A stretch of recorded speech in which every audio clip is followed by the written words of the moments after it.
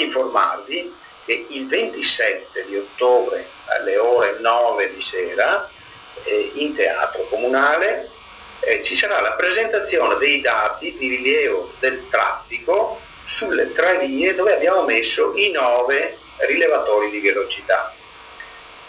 È importantissimo sapere che da quando abbiamo installato questi rilevatori di velocità senza multe, la velocità è diminuita di più del 60%.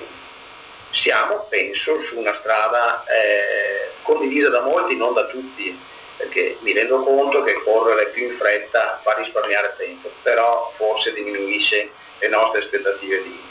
Ecco, è interessante presenziare anche a quella serata che darà appunto la dimensione di quel miglioramento sulla velocità e quindi anche sulla vivibilità di queste 3 vie, via Carpane, via Bosco e via Barbarillo. Abbiamo già in programma di installare questi sistemi in altre vie per arrivare comunque alla tutela del nostro territorio anche da quel punto di vista.